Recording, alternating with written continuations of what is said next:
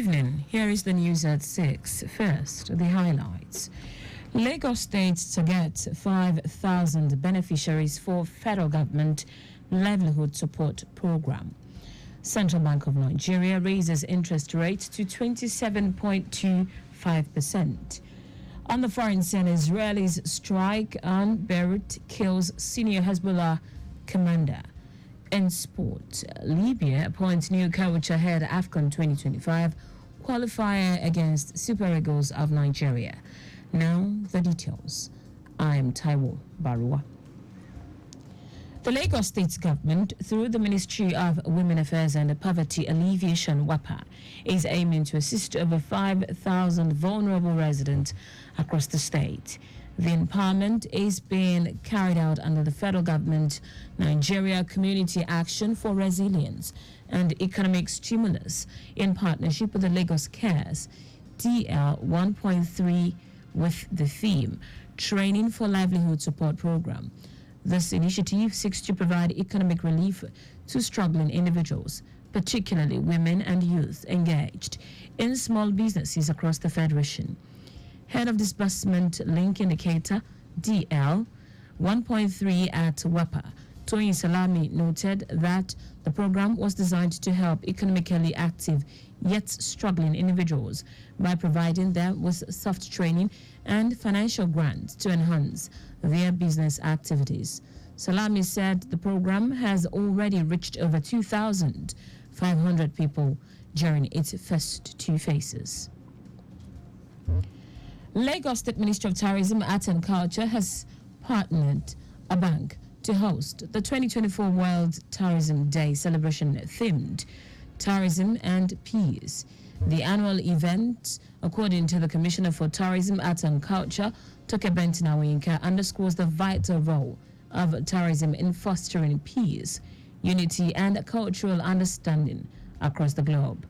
The celebration, scheduled to be held at Muri-Okwala Park on September 27, promises an engaging lineup of activities including panel discussions with industry experts, vendor exhibitions, and a vibrant showcase of traditional music and cultural displays that will highlight the rich heritage of Lagos and Nigerian culture. Ahead of the October 5 local government elections in Jigawa, the State Police Command has vowed to remove all notorious thugs out of circulation as part of an effort to ensure violence-free elections in the state.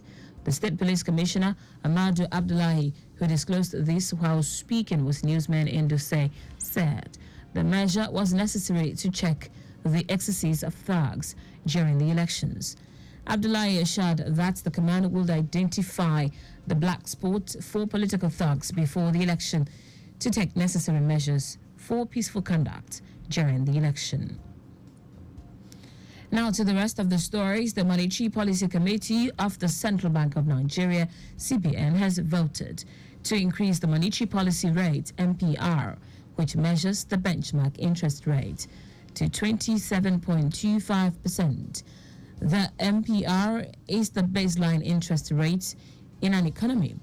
Addressing journalists after the committee's fifth meeting for the year at the CBN headquarters in Abuja, the governor of the Apex Bank, Olayemi Cardoso, said the committee members unanimously decided to further tighten monetary policy. The new rate is an increase of 50 basis points from 26.75%, announced by the Apex Bank in July 2024.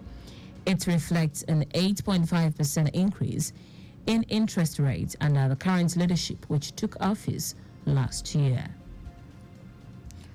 Osun State Governor Ademola Adeleke has approved a reduction in the number of days that public servants are required to work each week in a bid to lessen their transportation cost.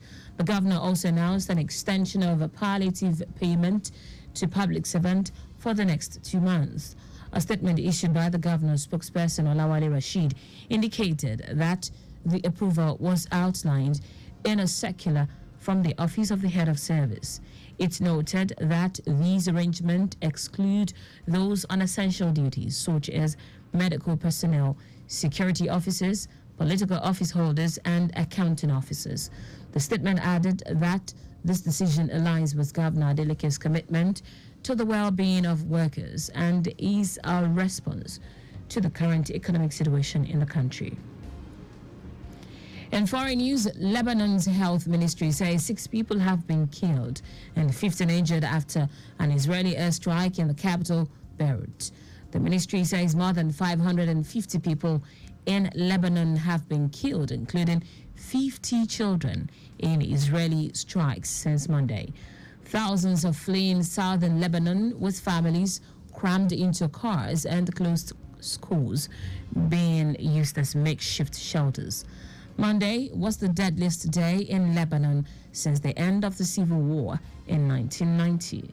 Attacks on both sides of the border have escalated, and fears of an all-out regional conflict have grown since a series of exploding device attacks on Hezbollah members. In sport now, Libya has appointed Nasser Al-Hadiri as the new national team head coach. The Libya Football Federation, LFF, recently sacked Serbian Milutin Sredovic following the Mediterranean Nights port start to the 2025 Africa Cup of Nations qualifying series. The North Africans are bottom of Group D after recording just 1 point from 2 games. Al-Hadri will be assisted by Abu Bakr Al-Hakar, while Misbah Shangab will be the goalkeeper coach. The new Jaffa previously held the position of assistant coach to Spaniard Javier Clement in the Libyan national team in 2014. President of the LFF, Abdul Hakim Al-Shalmani, said the body has reached agreement with Al-Hadiri to take charge of the team. Libya will take on the Super Eagles of Nigeria in our 2025 AFCON qualifying match day 3 encounter in Uyu on Friday, October 11. The Mediterranean Knights will host the 3-time African champions in Benina 4 days later. And that's it on the news at 6. But just before we go, slow down at road junctions, intersections, and pedestrian crossings. You can follow us and like all our various social media platforms. X at Traffic Radio 961. Facebook, Lagos Traffic Radio 96.1 FM. Instagram, Lagos Traffic Radio 961. Subscribe and watch our news and programs live on YouTube at Traffic Radio 961.